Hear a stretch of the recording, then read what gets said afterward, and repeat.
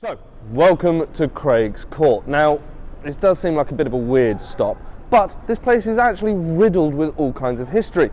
You see this giant house behind us? This is Harrington House, made by Lord Harrington right at the end of the 1600s. Now, the reason that he decided to build his house here is because just behind the camera we have a road called Whitehall. Now, it's called Whitehall because this is where the Palace of Whitehall once stood, and this is the largest palace that this country has ever seen by an absolute country mile. To put it in perspective, if you've ever been to Paris and seen the Palace of Versailles, picture it in your head, now double it and add a bit more. It was gargantuan with well over 1,500 rooms, but unfortunately, this being a palace here in London, it burnt down. Right. In fact, it burnt down just 2 years before Harrington House was complete. But why did Lord Harrington build his house here? Well, if he built his house right next to the palace, it meant that he was within the royal belt, and it meant that he could enjoy royal patronage, which essentially meant that he could go along to the king's court, enjoy some of the king's food, and if he was very lucky, whisper into the king's ear. And sadly, as I was stating, Palace of Whitehall burnt down in 1698, with Harrington House being complete just before we turned over into 1700. But Lord Harrington was a wealthy man, so he wasn't that upset that Whitehall had burnt down, so he completed the build anyway. Now, when the house was complete, he decided to have a big housewarming party, and he invited all of the well-to-do in society to come along. Now, when you drove into Craig's Court, you would have noticed that there was a very, very small and tight alleyway. Now, this is the exact alleyway that was here back at the beginning of the 1700s. All of the well-to-do were coming down in their carriages, including a man known as the Speaker of the House of Commons, a very, very important man in English society. Now, sadly, as the Speaker was coming through the little alleyway, his carriage happened to get stuck. Now, not one to give up, what happened was they had to forcibly remove the Speaker of the House out of his carriage. They cut a hole in the fabric roof and then hoisted him out of his carriage. The only problem is the Lord Speaker, well, he was quite a rotund man, because back then, being quite fat and having gout proved that you could enjoy all of the finer things in life, including wine and meat, and if you were skinny, you were essentially very poor. Now, the only problem with this is as they lifted him up, they accidentally dropped him in all of the filth, and he was rolling around in all of the muck and nastiness that would be found on London streets at that point.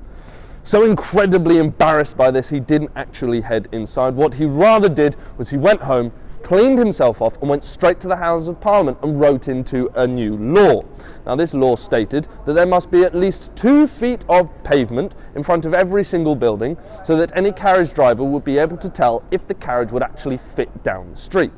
Now, these cobbled stones that you see here are actually the original curbstones in the country. They look very, very mottled due to all of the rain that they have seen over the years, and it has corroded them slowly over time. The hilarious problem, though, with this was we stated there should be 2 feet of sidewalk marked out by curbstones, but there was nothing dictating what should be actually on the pavement. So you found that there were giant curbstones laying around, and everybody was tripping over the curbstones after they'd had far too many jars at the pub. Now, also, whilst you're here, you'll notice that there are plenty of security cameras all the way around Craig's Court. But why would this be? Well, you see, just over and behind the camera, there is a door that above it says telephone exchange.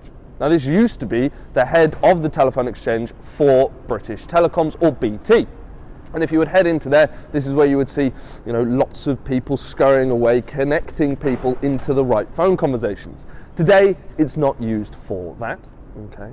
But what it's actually used for is if you go through that door, through another series of probably about 5 or 6 doors, you will find yourself into the secret underground tunnels here in London. Now, this is the only door that is connected to a building that isn't public, i.e. it's not the Houses of Parliament, it's not 10 Downing Street, and it's not Buckingham Palace. So, the reason that all these cameras are here is to make sure that nobody gets into these secret tunnels, because they could cause all kinds of strife and naughtiness if they were to get into there. So much so that when us at Small Car brought 5 Mini Coopers into here with everybody dressed up in the blue jumpsuits and tweed flat caps for our treasure hunt, we were also followed in by armed police, as they actually thought that we were trying to rob the place. Luckily, we didn't. Now, you're probably wondering, what is Harrington House doing today? Well, Harrington House is just a home for servers for British Telecoms. They just knocked through the wall here, connected it all up to the BT phone exchange, and now these servers are completely redundant. But BT isn't going to sell it, because the land is worth an absolute fortune, and they'd be stupid to do so. But hopefully one day it will open back up and we'll see it lovely in action once again. Now, if you look closely down at the bottom of Harrington House, you'll notice that all of the windows down at the basements are blocked up. Now, the reason that they are is because in 1570 we had something called the window tax introduced. Now, this stated that for every window you had on your building over a number of 10, you were taxed for every single window. So what happened is the gentry would tend to block up all of the servants' quarters because, well, servants are not needing of sunlight.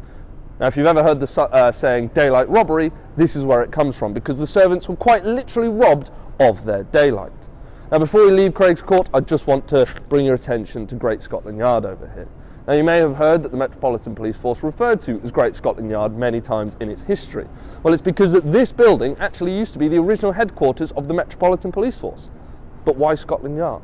Well, back when Whitehall Palace was once stood, this is the building that the Scottish royal family used to stay in when visiting the English royal family, and the servants lovingly called it Scotland Yard. It then went on to be called Great Scotland Yard, which is why when you actually head down onto the embankment and find the Met's new headquarters, this is New Scotland Yard. But Great Scotland Yard has now been turned into a delightful 5-star hotel, and if you fancy a whiskey, it's actually home to a brilliant little secret hidden whiskey room. There are no signs towards it. The only way that you can access it, and I'm not kidding, is pull a little red book on a fake bookshelf. The whole drawer drops down, and you walk in and have a lovely whiskey. Not that I'm recommending drinking or driving.